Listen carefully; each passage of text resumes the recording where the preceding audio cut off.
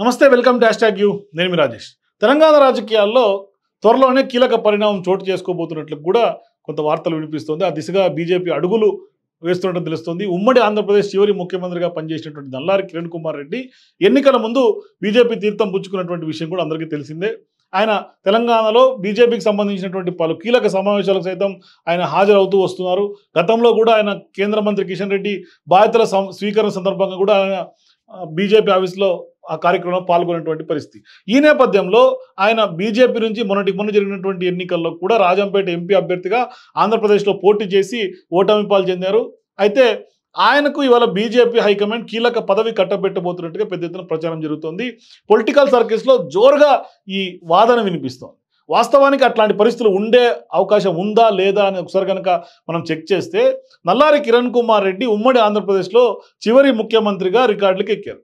మరి 2009లో వైఎస్ రాజశేఖర రెడ్డి మరణం తర్వాత అప్పటి కాంగ్రెస్ హైకమాండ్ ఆయన రోసయ్యను సీఎంగా చేసినటువంటి పరిస్థితి. అప్పట్లో కిరణ్ కుమార్ రెడ్డి ఉమ్మడి ఏపీ శాసనసభ స్పీకర్గా కూడా వ్యవహరించారు.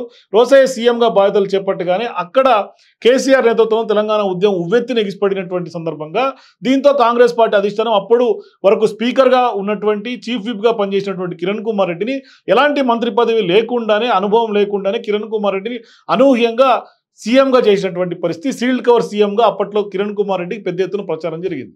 అయితే ఇవాళ ఆంధ్రప్రదేశ్ విభజన విషయంలో కాంగ్రెస్ హైకమాండ్తో కిరణ్ కుమార్ రెడ్డి చివరి వరకు ఆయన అధిష్టానంతో పోరాడారు. ఆయన తెలంగాణకు వ్యతిరేక అనే ముద్ర వేసుకున్నారు. ఆయన సొంతంగానే ఒక పార్టీ పెట్టారు ఆంధ్రప్రదేశ్ సంబంధించి. అయినప్పటికీ కూడా ఫలితం లేకపోవడంతో సీఎం పదవికి రాజీనామా చేశారు. ఆ తర్వాత సొంతంగా సమైకేంద్ర పార్టీని స్థాపించి 2014 ఎన్నికల్లో ఆయన సొంతంగానే పోటీ చేసి ఘోర పరాభవం చవిచూశారు. అయితే ఆ తర్వాత కొన్నాళ్ళు సైలెంట్గా ఉన్నటువంటి కిరణ్ కుమార్ రెడ్డి ఆ తర్వాత కాంగ్రెస్ పార్టీ కండువా కప్పి తిరిగి ఆయన బీజేపీ కండువాకు కూడా మారినటువంటి పరిస్థితి. ఎందుకంటే కాంగ్రెస్ పార్టీకి ఆయన 2023లో రాజీనామా చేసి బీజేపీలో చేరినటువంటి పరిస్థితులు కనిపిస్తున్నాయి. అంతేకాదు ఆ ఎన్నికల్లో భారతీయ జనతా పార్టీ తరఫున ఏపీలో రాజంపేట లోక్సభ స్థానం నుంచి కూడా మొన్నటికి మొన్న ఎంపీగా పోటీ చేసి ఆయన ఓడిపోయారు కూడా. అయితే ఎన్నికల్లో తమ సమీప ప్రత్యర్థిగా ఉన్నటువంటి మిథున్ రెడ్డి చేతిలో 76,071 ఓట్ల తేడాతో ఓటమి చెందారు కిరణ్ కుమార్ రెడ్డి. మరి ఈ ఎన్నికల్లో బీజేపీ, టీడీపీ, జనసేన నేతృత్వంలో ఉన్నటువంటి కూటమి విజయం సాధించింది. పెద్ద ఎత్తున వేవ్ ఉండింది. ఈ ప్రభంజనంలో కూడా కిరణ్ కుమార్ రెడ్డి గెలవలేకపోయారు అంటే మరి ఎంత మేరకు చరిష్మా ఆయనకుందో ఒకసారి ఆలోచన చేయాల్సినటువంటి పరిస్థితి ఉంది. దీంతో కేంద్రం ఆయనకి ఇక ప్రజా ఎన్నికల్లో కాకుండా తెలంగాణ గవర్నర్గా నియమించబోతున్నట్టుగా పెద్ద ఎత్తున వార్తలు అయితే వినిపిస్తున్నాయి. మరి కిరణ్ కుమార్ రెడ్డి పుట్టి పెరిగిందంతా హైదరాబాద్లోనే కాబట్టి ఇక్కడ స్థానిక పరిస్థితులపైన ఆయనకు పూర్తి అవగాహన ఉందని కూడా బీజేపీ నమ్ముతోంది. మరోవైపు ముఖ్యమంత్రిగా పనిచేసినటువంటి అనుభవం కూడా ఆయనకు ఉంది. మరోవైపు ఆయన ముఖ్యమంత్రిగా పనిచేసినటువంటి సందర్భాల్లో ఓవైసీ సోదరులను అప్పట్లో పెద్ద ఎత్తున చుక్కలు చూపించినటువంటి నేతగా సీఎం కిరణ్ కుమార్ రెడ్డికి మంచి పేరే దక్కింది.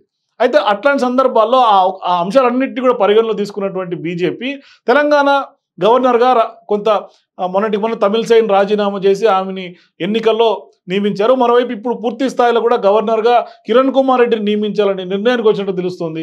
ఒకవేళ కిరణ్ కుమార్ రెడ్డి గవర్నర్ చేస్తే ఇక్కడ రాజకీయంగా భారతీయ జనతా పార్టీ మరింత పట్టు సాధించే అవకాశాలు ఉన్నాయనేది కూడా ఒక బీజేపీ వ్యూహంలో భాగంగా తెలుస్తుంది. ఇప్పుడున్నటువంటి ప్రజెంట్ గవర్నర్, జార్ఖండ్ గవర్నర్గా ఉన్నటువంటి రాధాకృష్ణన్ తెలంగాణ ఇన్ఛార్జ్గానే గవర్నర్గా కొనసాగిస్తున్నటువంటి పరిస్థితులు కనిపిస్తున్నాయి. మరి ఇప్పటికే కేంద్రంలో కొత్త ప్రభుత్వం కొలువు తీరడం, తర్వాత అన్ని రాష్ట్రాలకు కూడా ఇన్ఛార్జ్ గవర్నర్ల నుంచి పూర్తి స్థాయిలో గవర్నర్లు నియమిస్తున్నటువంటి నేపథ్యంలో ఖచ్చితంగా ఇట్లాంటి సందర్భాల్లో కిరణ్ కుమార్ రెడ్డిని తెలంగాణ గవర్నర్గా నియమించే అవకాశాలే పుష్కలంగా కనిపిస్తున్నాయనే ఒక చర్చ, ఒక సమాచారం అయితే అందుతోంది. ఇట్లాంటి సందర్భాల్లో తెలంగాణ రాజకీయాలపైన పూర్తి అవగాహన ఉన్నటువంటి ఆయనను గవర్నర్గా నియమిస్తే తమకు బీజేపీ పార్టీ కూడా కలిసి వస్తుంటే కూడా బీజేపీ ఇప్పటికే భావిస్తున్నట్టు తెలుస్తుంది.